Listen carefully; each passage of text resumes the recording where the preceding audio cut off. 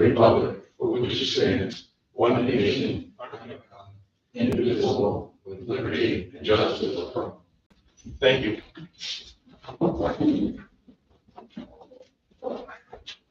Okay, why don't we start off by everybody introducing themselves. Amanda is our new clerk. She's our first night tonight. Amanda Nardini, am I pronouncing that correct? And Terrence Fogg, alternate. Kevin Sawyer, alternate. George Carmichael, regular member, chair. Marsha Breckenridge, regular member, vice chair. Ross Dermis, regular member. Bill Stanison, regular member. Steve Letourneau, alternate. Marty Ford, regular member. Thank you, everybody. And I see some new faces here, so many you may not know how the meeting goes. We expect from people like raise your hand and stuff. So let me go through it. For general information, the Zoning Board of Adjustment, the ZBA, has 5 voting members. Alternates may participate during the testimony phase and are permitted to ask questions, as may members of the public.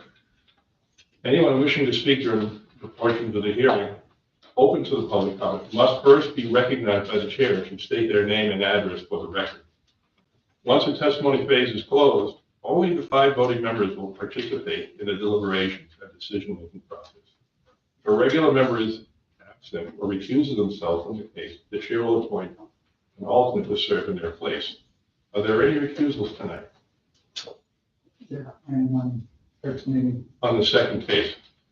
Let's find out, just for the record, okay, that would be case number. Is somebody else? That's case number 202505, correct? And then, let's see, we've already discussed this. So Peter will be sitting in as an alternate for Phil. Okay with that, Peter? Yep.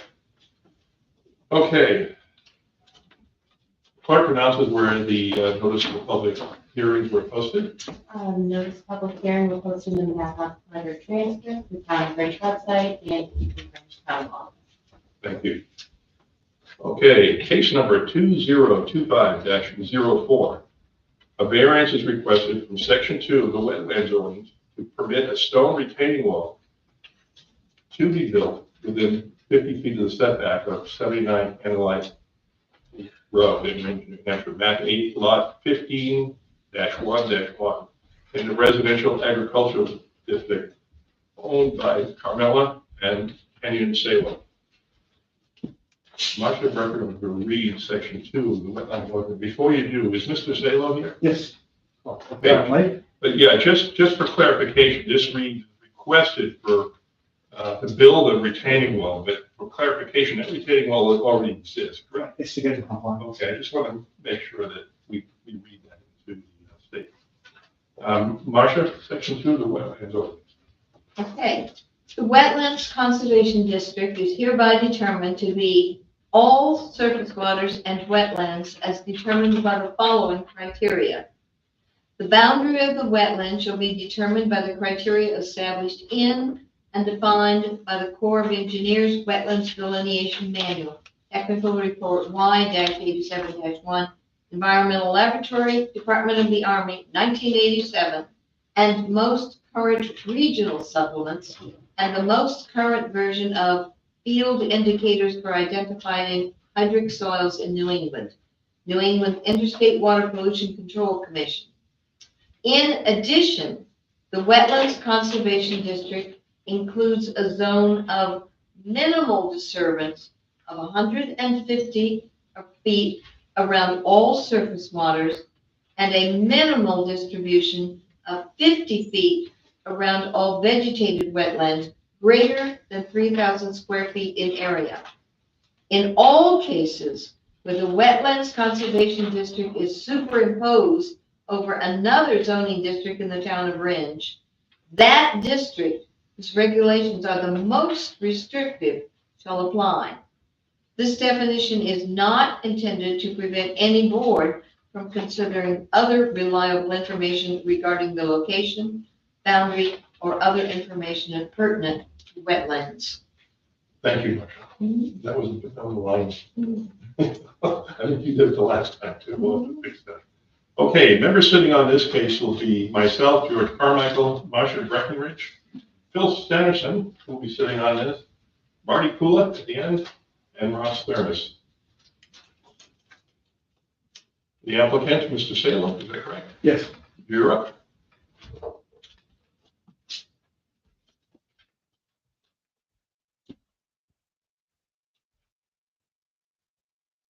We'll have to read again with the package that we have. Yeah, we have those are all mailed to all the members.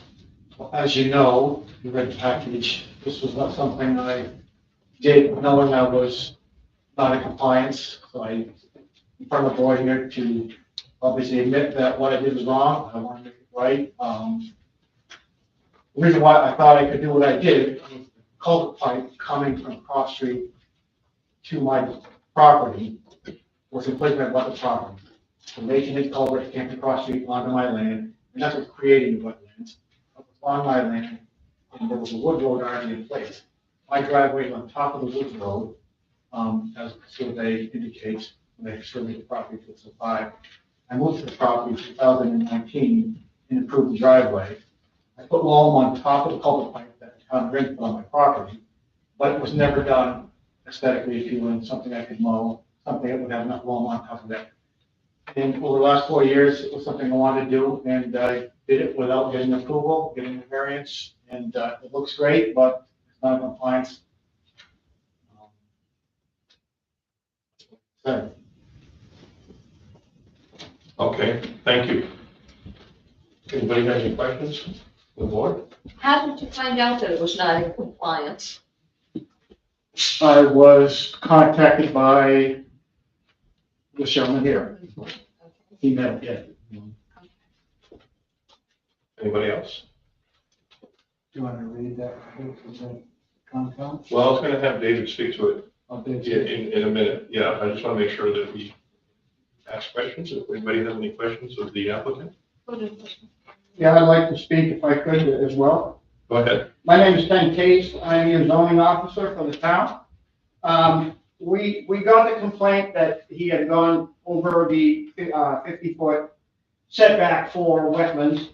We went out there and he explained where the town drain came from across the street underneath his driveway onto his property. And where the original drain from his driveway to the stone wall was. And basically all he did really was extend that to the stone wall and built up the stone wall a little bit and then flattened out the area and seeded it for grass. We met there, I met there with conservation and Mr. Salo, and we went over everything, and our agreement together was to get the variance and go ahead and be in compliance. He's not in the wetlands, he's up against the wetlands. So there's no DES violations there or anything. So we think this is the best compromise for the town, seeing as we do have town drainage going onto his property, and there's a bunch of other things, the stone wall was existing. So we think that that's, he didn't do anything maliciously, and he explained that, and he did everything that we've asked him to do up to this point. And we think we should ask for the variance and make this good and put this case to bed for me. Let me ask you a question. If this were a new case, what would you think of the request for a variance to fill in closer than the buffer that the town laws in place? I mean, with the land that he has there, to me, it would be the right thing to do to extend that drain to get it away from his driveway farther and into the wetlands versus dumping next to his driveway and then driving everything over the stone wall and into The pictures that I see that were provided with the application don't just show fill added next to the drainage. They show fill added all the way along the parallel to the driveway. So, and it was considerable. It looked like about three times the width of a normal driveway. It is now, at this point now, yes. Yes, but like I said, the drainage stopped not too far in after his driveway and just dumped there onto the rest of it and was just making a mess of everything and pushing everything over the stone. And so the fill was to prevent that? The extension was to prevent that. The fill was to cover the culverts that he had, the two culverts, one from his property and one from the town coming across his property. The pictures, however, show more than the culvert being filled. It shows the entire side of the driveway all the way along. The entire length of the stone wall, yes. Yeah, I mean, several hundred feet, I would guess if I was from the dart at. It's probably 150 feet. Okay, and so that's a lot more than filling him over a culvert. Yeah, Do you agree? yes. Does anybody have any other questions? So that's an existing stone wall that was built up some more? Yes. What it was? Yeah, if you look at the survey was done in 2005. You can see the stone wall was existing during that survey. And then on top of that, we see very green grass, so it looks like it's being maintained and mowed and Well, that hasn't been mowed yet. That was fresh. fertilizer being added to it. Nothing's been added to it yet. That's hydro seed. Oh, it was hydroseed, okay. And we did explain to Mrs. Saylor while we were out there, you can't add fertilizer to it. You can't push fertilizer into the wetlands. That was something that was explained to him while he was out there, and he agreed to that. And that had not occurred before. Not to my knowledge. No. He could put compost down, correct? Yes, You had said that before this was extended, this was basically pushing all material out into the wall. yes. Now, in your opinion, would that have caused more issues than what has been done here? Eventually, absolutely would have caused more issues. And if you look at the pictures of the across the street drainage, I don't know if you're familiar with the area, this one doesn't have it, but if you're familiar with the area, there's a big culvert on the opposite corner. And it's about 8, maybe 10 feet deep. It's really deep. And that whole hill there comes down onto that culvert and then across his driveway, across his land, which would have, in a real big storm, could have created a big mess going across there. Absolutely. And this, at least abates that a little. Yes, it pushes it right into the wetlands, and now we're not dragging anything with us all the way over. You had said initially that you went out here based on an initial complaint. What was the source of that?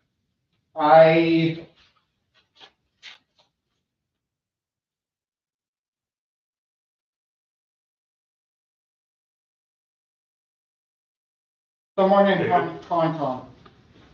Someone in. I would be careful there because the reporting of complaints is kept confidential. I mean, I wasn't necessarily wondering who did it. I was just wondering what the initial concern was, the inciting incident that caused you to go out. The initial concern was he was within the 50 foot of the setback for. Gotcha. We were, to clarify, we were contacted, passed along. I did a drive-by to verify the initial reaction that the person sent to me, that I got the right address, I got the right location. Okay, So there's something that is different from what was there before. There potentially could. Okay, so basically, you did a good faith investigation of. Well, yeah, an initial one before we approach code enforcement to look into it further. We have no enforcement. Yeah. But we get a lot of complaints or concerns because historically, prior to our current code enforcement officer, that line of communication wasn't always clear, or we would pass it along to the board of selectmen for enforcement. So someone saw something, said, hey, this is different, let you know, you pass it Yeah. along. In your opinion, what has been done here is actually a bit of a remedy to a situation that could have gotten worse. Correct. Okay, thank you. And also, on Mr. Salo's account, he's been very cooperative from the first phone call. Has done all the paperwork like we asked him, and that's why we're here. David, go ahead. You also have written a letter that I think. Yeah, you can and speak to. I expressed our concern that's an after the fact. These things are never easy to do. Sometimes the cure is worse than the illness. To to George's point, if this was a new application and the wall did not exist, we certainly would be very hesitant to advise digging a footing for a stone wall or a laid up block wall, something like that. But it's a stable foundation for a wall that was, it could have been an interior wall, it could have been a border boundary wall, we don't know what it was. So that I guess is a so-called mitigating. The fill is expensive, 150, I said 200 feet. But if you look at the survey, the shape of the wetlands is not a parallel line to that driveway. So some of that fill that looks to be excessive is not within the buffer, just because of the geometric shape. So we certainly would not support a new wall, especially one that had to be done. Where the culvert exited originally to stone wall, there might have been some filtration in there, but it was probably pretty wet and pretty minimal. So this continues the water into where it was going anyways. It's not being filtered so much, but it's probably going to reduce some of the wash on that side. So it's definitely less than ideal. So, we're in a tough spot that we have to say, well, is it feel worse? Ripping it all back out. There's not much of a runoff from the driveway, no more than there was before. It's relatively flat driveway. Whatever does pitch that way, I guess will be filtered through that existing drainage. So we talked to him about maintaining. As to Ken's point, he's been very helpful, and that historically in China it doesn't always happen. It's certainly not the way to do things. I think that's clear, but he's a private landowner and he doesn't deal with this all the time. It's not like it's someone that's a repeat offender. So, so we booted it back to the Board of Adjustment. Our position is not to recommend granting or not granting. We just have to render an opinion, but it's less than ideal. It's definitely after the fact. Wish it had been done differently, but making the best of a less than ideal situation, that's where our opinion came. If you have any more, if I can offer any more clarity on that letter, it's a little bit longer than unusual. He spent quite a bit of time going out there last fall, so we saw it, in the fall season. I've been by it a couple of times, since then. Luckily, that I wasn't sure that there was going to be the backup information he had of that survey. It's good to see, but the wall does clip just the point of that wetland. And that's the new wall that we see here? That's the extension, yeah. The survey, you can see by the picture, you can see, I think, pretty clearly where the line was, because there's a couple courses of weathered stone. And then it appears that the culvert was sitting on the top of the existing wall. The new wall came 2 or 3 courses up from that. So all in all, the wall it's hard to get a scale too. I would say it's probably in the 30 to 36 inch high. This plan shows the 2 walls, but it doesn't show the wetland, the 50-foot setback, or is that what this is meant? No, it would not. This is the original survey. And this is exactly all there. So you're right, there is no setback because of a lot of them, because it probably wasn't, it was just a general survey. So can we assume that everything that we see here? That is wetlands, that's delineated. Is this 50 feet to the end of the property line from the stone wall? So this is where you fill, right here. So the setback would have been where the old Woods Road is actually within the 50-foot setback. So this is where he filled it? Right. Okay. Yeah, but if he was crossing the wetlands, if he had to cross the wetlands in the property, he would be here for a special exception.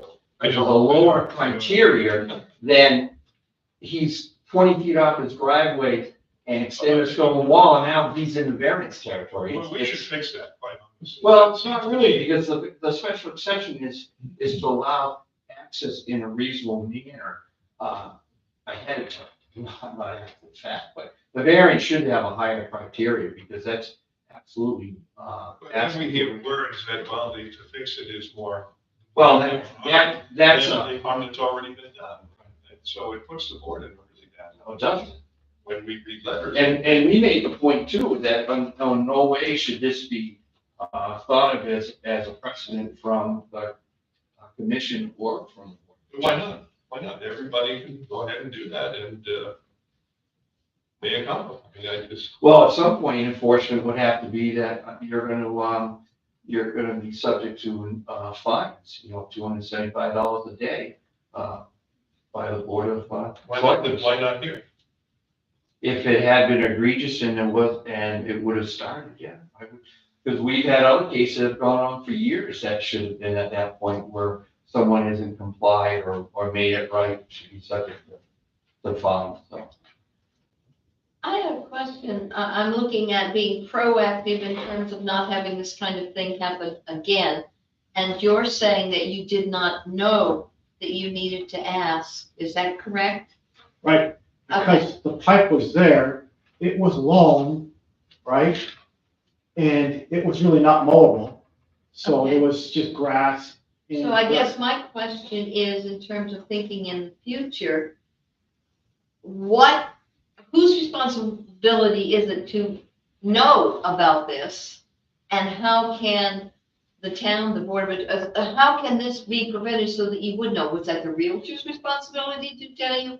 Was it whose conservation? It's the landowner. It's the landowner. I agree. So this, in order to prevent this from happening again, is this a real estate, the agent who sold it to you, is that someone that you asked about this? This was done many years after you Right. bought the property. When I bought the property in 2005, the Woods Road was already in there, probably from, 1805.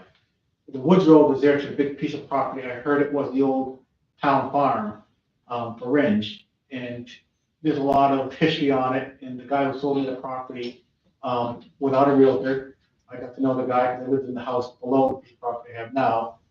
And I wanted to get the property. I talked with him and he kind of gave me a right of first refusal and I bought it when he gave me the price. The road was already there. I got a driveway permit in 2005. I asked if there was anything needed, to extend the culvert, to do anything. And they said, well, you know what, we'll have the road agent look at it.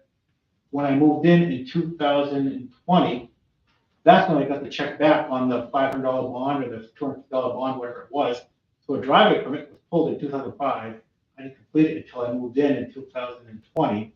So I thought I was in compliance because there was no, you have to do this or you can't do that. There was really no correspondence with driveway being put in properly or improperly. But this is more than a driveway, you have to agree with that. I mean, it looks beautiful. I actually drove by it. It really does look very nice. But it's a parallel path next to the left of the driveway. Right, it extends all the way through. So you're not familiar with the building business? Is that what you're saying? Oh, I'm familiar with it, but as far as encroachment on wetlands, every property in every town pretty much encroach wetlands to get into it. I didn't know the requirements of getting permission to do that. So you never built a house in Ringe or? I built a couple houses in Ringe. Yeah. So you know, George, there's all kinds of places in the state that you can build right to the wetland. Right. but except the town of Ringe is very specific about their No, setback. exactly. That's what I'm saying. Yeah, So so we're there's talking many about. other towns and whatever that you can build, so it's not uncommon. My point is that it's a great argument. If you lived in Brookline, New Hampshire, and you were building a house or doing this in Ringe, but if you built houses in Ringe before, and you're living in town, one would assume that you might know that wetlands ordinances are different. Oh, that is my lack of knowledge. Yeah. I'm gonna admit it. I didn't know it was Yeah. different. No, than- I believe you, I believe you, I believe you. The other thing too is a lack of knowledge of the contractor that actually did the work. I mean, he should have known as well. No, it's the landowner, homeowner, always. I just don't want to have this situation come again because I think it's a scary precedent to say after something's done, it's like the kid comes in and says, oh, I ate all the cookies, but, sorry. And I'm not giving you a hard time. I believe what you're saying, but I'm looking at how do you prevent this kind of thing happening again. Exactly. I'm open to ideas. Well, I think back to the septic system on County Road that was put in the wetlands by a contractor. And, you know, it goes back to the landowner and they were left holding the bag and had to go through a big process. But in that case, Oh, I remember. that contractor saw that wetlands and he is in Cheshire County and has done many homes. So, and the landowner writes a check and trusts the installer to know. But I think this is different. Yeah. So the landowner happens to be a builder, I think, right? So he said that, yes. So it's a little different. The woman that we talked to She was was also building. completely ignorant of the whole process. But, okay. Anybody else have any other questions? Comments? Let's get one other question for Dave.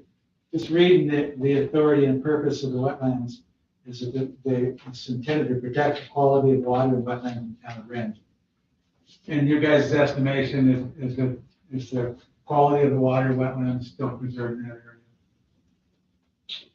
It might be minimized because there's not, from the exit of the prior culvert to this one, there was some length, I don't know, 10, 12, 14 feet, where it would be discharged, and soil scientists could probably answer that better. There might have been some filtration, but it's such a volume of water coming from under road. It's not the culvert from the driveway, it's from Cross Street. So Yeah. I suspect that volume on that hillside would overwhelm the 10, 12, 14 feet of filtration. You know, it's, put it this way, that treatment from that culvert is nothing like we found on Mark Street or Amalia Way, because there's no designed, feature, water treatment feature. Yeah. So, you know, you're taking yeah, very, very little or none, and you made it zero. It's not like he's eliminated treatment feature that was built in. It's a town culvert, and they put the water on the other side of the road, so the road wouldn't wash. That wetlands, that looks like it's a pretty isolated wetlands by this map. Yeah, and when we saw the impact is, he's touching, I mean, as a total of the square footage of the wetlands, the part that it cuts across is very minimal. It's probably less than, 5% of the total area. Thank you. Thank you, Phil. Anybody else have any questions, comments? If not, anybody from the audience? We have a motion to, I move Enter to into into deliberate. I'll second that, all in favor? All right. 5-0. And I believe I'll start off by saying, I believe the applicant, part of them having a problem with this, what's gonna fall behind this? And how many other people are gonna fall in line using the thing? Well, I think to that concern, these need to be handled on a case-by-case basis, and it depends on the actions taken beforehand. So in this case, where zoning officer has gone in and said, all right, we've done everything possible to try to fix this, and they're working in good faith with us, I think that comes into play here. Whereas if someone just does it in an egregious fashion, the zoning officer can say, no, this was deliberate. And we can lean on their expertise to help advise us on the decision. So we'll leave this to the code enforcement officer going forward to decide whether he was a good guy or a bad guy? No, not to make the decision, but to, kind of like how the Conservation Commission opinions will be to inform our decision. Okay. Somebody else? I agree with Ross that it is, we do deal with this case. I understand your concerns, but we get this is the case for us. Yeah, what concerns me is we heard from the code enforcement officer about erosion and things like that he's not a subject matter expert on. I don't think. And, but they also think it's unreasonable to suggest that we try to restore it back to its original condition, Right. which is really the only thing that we have available to. Two options, But also, neither. and we have to consider the impact of that, because the testimony we heard was that the original form might cause more damage, which would then put an undue burden on. Again, from non-subject matter experts. But absent any other information. Yeah, but one has to really reach the same conclusion that tearing that does no good. Yeah. But we need to be careful with that statement as well.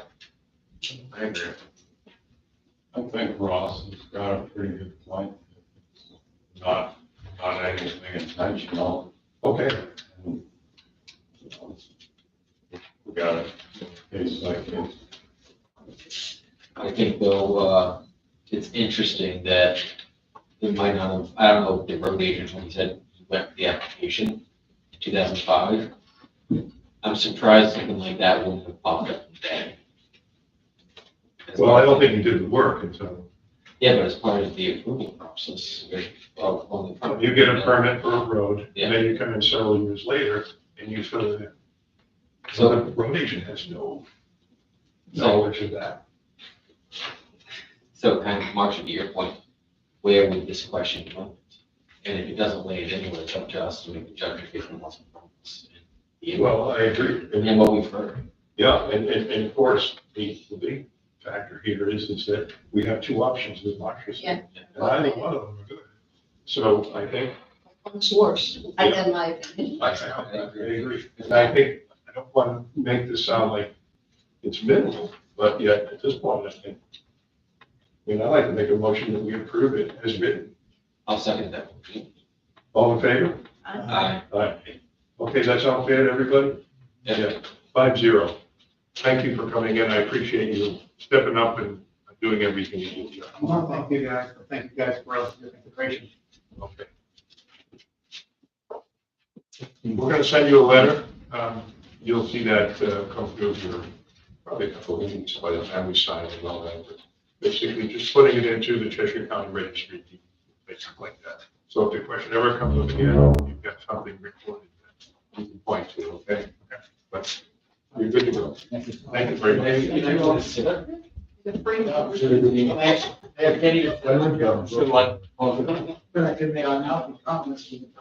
We were expecting that. Okay, let's move on here. Case number 2025-05 is a special exception requested from section 4G of the Wetlands Ordinance for 58 Mark Street, Page, New Hampshire, map 5, lot 73-6, in the residential agricultural district owned by Knights Way LLC. Marty Kula reads section 4G of the Wetlands Ordinance.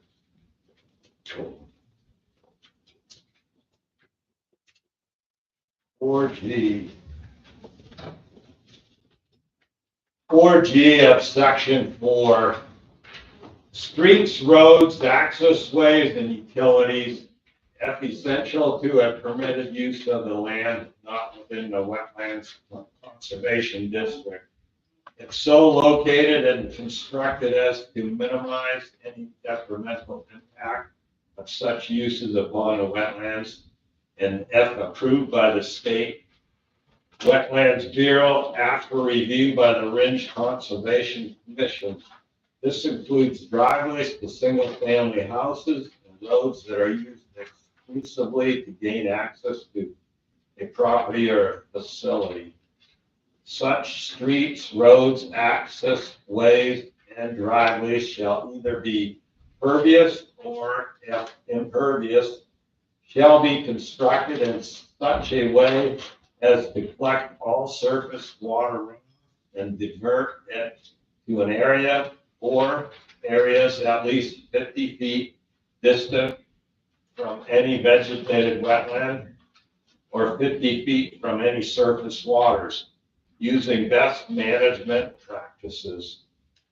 In the event of dredging, filling, draining, or otherwise altering the surface configuration of surface waters or vegetated wetlands is required, a special exemption must be obtained in accordance with section 6 of this ordinance.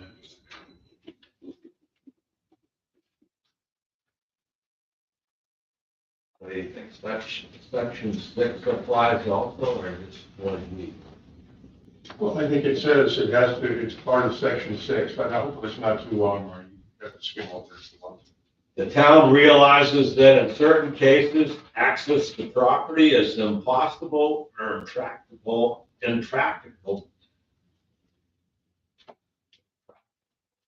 without crossing a wetlands or surface water.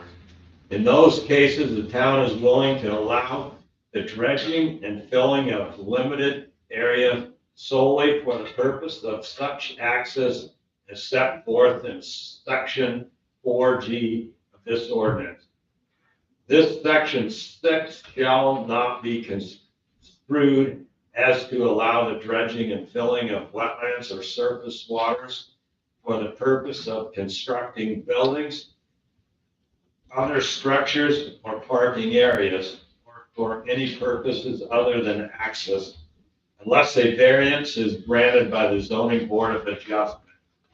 To this end, therefore, dredging, filling, draining, or otherwise altering the surface configuration of surface waters or vegetated wetlands shall be permitted only for access as described in section 4G.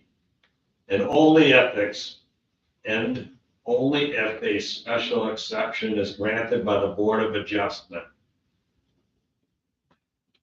This exception shall run with the land in question. The Board of Adjustment may grant a special exception under this section if the proposed use does not conflict with the purposes and intent of section 2 of this ordinance. The special exception criteria listed in Article 14 of the Ringe zoning ordinance are satisfied, and applicant will obtain all other applicable permits. Thank you, Marty. You're really. Okay, let's see. Let's move on here. Thank you very much, Marty. The Kingsway LLC presents their case. Who will be speaking for Kingsway? Kirk Stennis Higher Design. Okay, you're up. Thank you. Again, Kirk Stennis Higher Design, on behalf of Kingsway LLC, there is a letter of authorization package which you have there. We act on their behalf. As was read by Marty, we are here for a special exception for wetland crossing for access to the rear portion of the property. The Mark Street is a subdivision, Kingsway subdivision between Cathedral Road and Main Street on 119, off of 119. Main Street's here, Cathedral Road is here. Fourth line is on the right as you go in. The approximately a 4-acre, just under 4-acre parcel. If you look at this is the overall overview plan of the parcel. The wetland that starts in here goes down, goes to a bigger wetland. And then this spans out back in here with wetland. There's a small isolated wetland in here, so this is basically the start of the wetland on the top side. And the proposal is to be able to access the larger buildable area on the back side of the property. There's a buildable area here on the front as well. Part of that is taken up from the stormwater basin for the as far as for the wetland crossing itself, the idea behind it is it's a they call it an ephemeral stream. I was out there, I think the pictures in the file. There may be a little bit of snow on the ground still. It was right after the heavy rains and melting of the snow. It was a trickle. So it takes a serious rainstorm for that actually to flow. The ephemeral stream is something that flows in heavy storm events. Otherwise, it's typically dry. So it's a narrow. It's not really even a defined channel. It's down to the dip. That's where that's at. So as far as for the criteria, the proposal is approximately or just over 400 square feet of impact area total. That includes the permanent and temporary impacts. The proposal is for an 18-inch culvert again, like I said. In regards to the criteria, the proposed use will not create excessive traffic, congestion, noise, or odors. I won't read it word for word, but basically, whether there's a house on the smaller portion of the front, the main portion, privacy in the back, use the major portion of the property doesn't change the traffic, congestion, or noise, just a single-family home. In regards to the proposed use, will not reduce the value of surrounding properties. Again, it doesn't change whether the house is on the backside, crossing. It's something that you see on a fairly regular basis to be able to access property. In regards to the adequate sewer and water facilities, and off-street parking. Again, there'll be adequate parking for the house, proposed house garage. The actual area in regards to, for the septic area is actually much larger on the backside. Again, because you have a 100-foot setback from wetlands for septic system. So the actual area in the front, this here is actually the 100-foot buffer is down in here from wetlands. So you actually only have a small area for your septic system, whereas in the back you can be further away from wetlands. And the on-site well to service the house. As far as for the attractiveness of the town, again, if you look at it from the standpoint of having a house right up close to the road or further back, I think if you're further back, you're actually preserving the attractiveness of the town even more. And on to the fourth criteria when it involves the Wetland Conservation District ordinance, in regards to the purpose and intent, the proposed use is not to build a single-family home or septic system in the Wetland Conservation District, but to allow access through the wetland for a driveway that will be constructed to meet the town specifications. The wetland impact is at the best location. It's to minimize wetland impacts. It's actually narrower down here, but you draw it sloping away to the north, so you end up with more fill and actually impacting more wetlands closer to the property. There will not be pollution to surface and groundwater by sewage or other contaminants. The septic system will be designed to meet town range criteria as well as state criteria. The impact to the wetlands, the minimum impact for the State of New Hampshire Wetlands Bureau. Small wetland area again here to the south, the proposed driveway location, it actually acts as a natural retention area, which is why in smaller storm events you don't even see water built up and so it's, and then in regards to the driveway, there's a private driveway, it's to be maintained by the landowner, so there's no maintenance requirements for the town, doesn't affect services, that can create excessive expenses. That's what I have for presentation. Thank you. Anyone have any questions? The board? Any questions from the audience? David? Yeah, I think they should be getting a special exception to section 6, because 4G is observing to the instructions to get the special exception in 6. I think. Because a 4G tells you that you need to obtain special exception in accordance with section 6. So, but 4G serves section 6, and that section 6 has a special exception. But I just bring that up. Yeah, no, it's Just just another a great point. But, so which, We'll get to that, yeah, we'll fix that in a second if we have to. Okay, that's all. so we actually spent a lot of time on this site, when the plan was first proposed. We walked it. I think there was a older road or some pre-existing, there was some clearing done.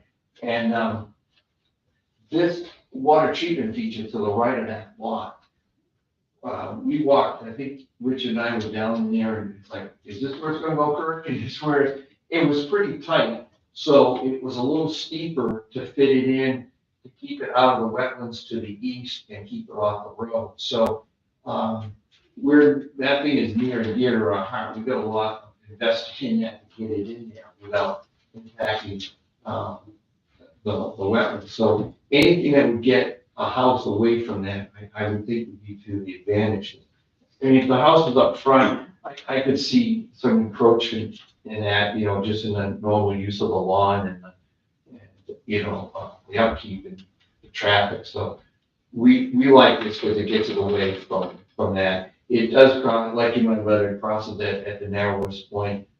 Kurt's spent enough of these where he knows we always ask for a bigger culvert, and he's been very accommodating over several projects. So this one is about 3 inches larger than mid, and we like it because it gives it a natural bed. And there's not going to be a lot of water flow.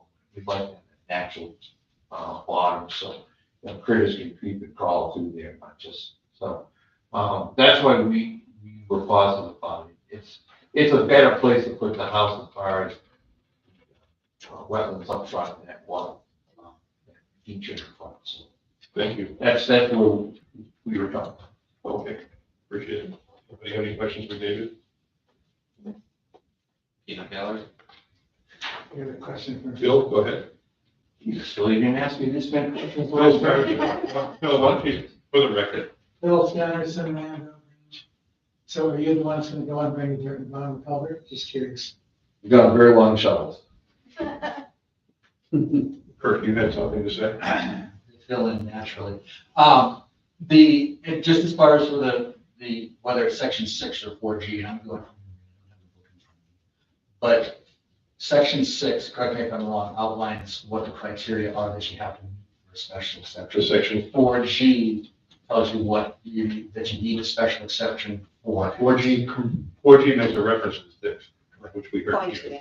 Correct. Right. But I believe that every special exception that's pointed out in the zoning ordinance will point to section 6, because that's the criteria that you have to meet. Approving 4G approves 6, I think, if I'm reading. But if you have a difference of opinion, I just thought that 4G serves 6G, that's all. yeah. It doesn't matter. to us. I read it the reverse of, but, I mean, the problem in adjusting anything at this point is that we would have to notify the No, you would just change, it's the same project, you would just change the, that would be the same as a spelling error. That's all. Because he still has to meet the criteria for it. Well, if you read 4G makes a reference to section 6. It does. So 4G is permitted uses. Right. So it's a permitted use, 4G by a special exception. It has to meet the requirements of section 6 6. has to happen for 4G to be, that's the way I read it.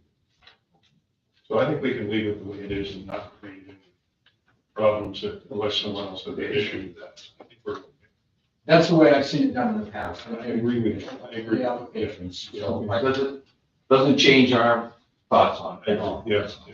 Okay, anybody else have any other questions? Comments? Moving to deliberation? Any comments or No, there's none. There's no, okay. making sure? Yep, I make a motion that we move into deliberation. Second. All in favor? Anybody want to make a motion here? Remember that these special exceptions really have to be granted if they meet all the criteria. This one looks like it's it also. I think so. I think this is. I'll make the motion, we accept the river, or approve this river. I'll second it. Oh, who seconded? You already did? I'll second it. All in favor? Aye. 5-0. It's yours, Kurt. Thank you very much. Yeah. Appreciate it. We'll get a letter, you know the bill. Well, I liked the presentation. It was very well. Well organized, summarized. I appreciate it. Well, I appreciate it, because I can count on you to have that comment on every time I come in, watch this. All right, let's move on here. What is the charm? Thank you, David. Thank you. Okay, approval of the minutes. This is my error. We're not approving March 2025. We're just approving April 2nd, 2025, which I have here. Do I have a motion? Anybody have anything you want to amend to that, or do I have a motion to approve the? I wrote some, I will be approved. I fix it. You fixed it. Yeah. I make a motion, we take the, This is the amended. yes, the amended. Also, second, yeah. All in favor? That's amended. All in. Aye.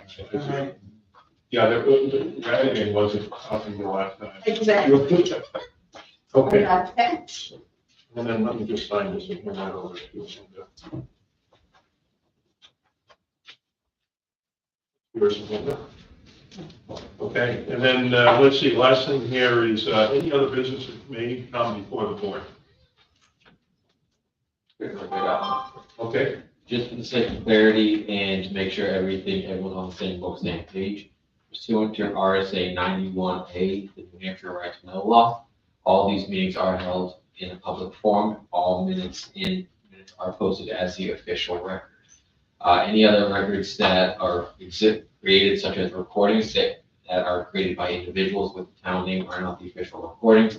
And legally, all documentation and minutes of the meetings do come from our minutes themselves. Just Thank you. something I want to state. Anybody? I would like to be supportive of that.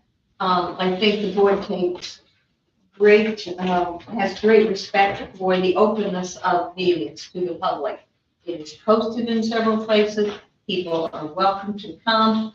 Minutes are available. And so and they are the legal record of the proceedings.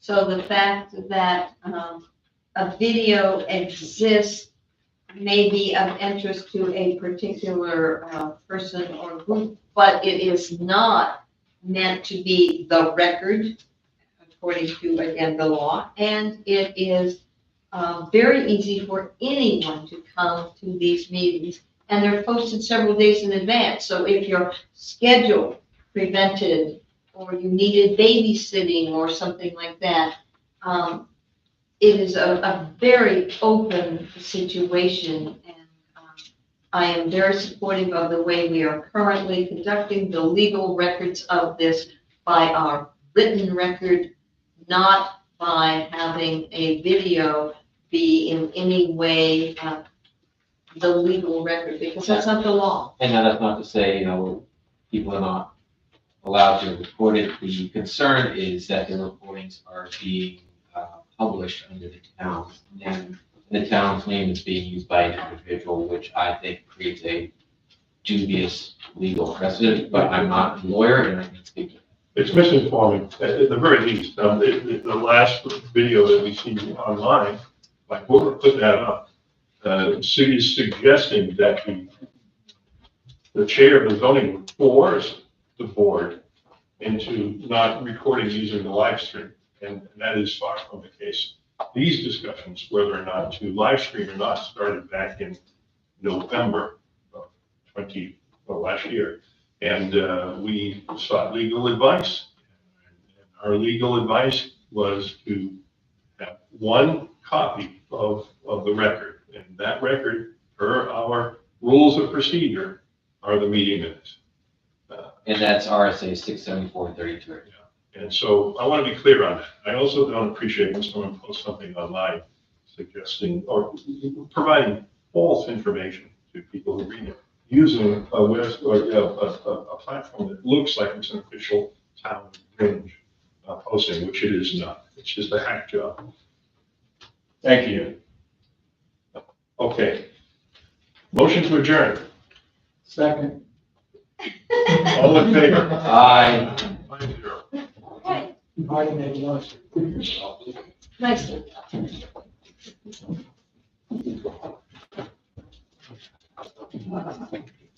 Carry that out, Marty? To figure out how to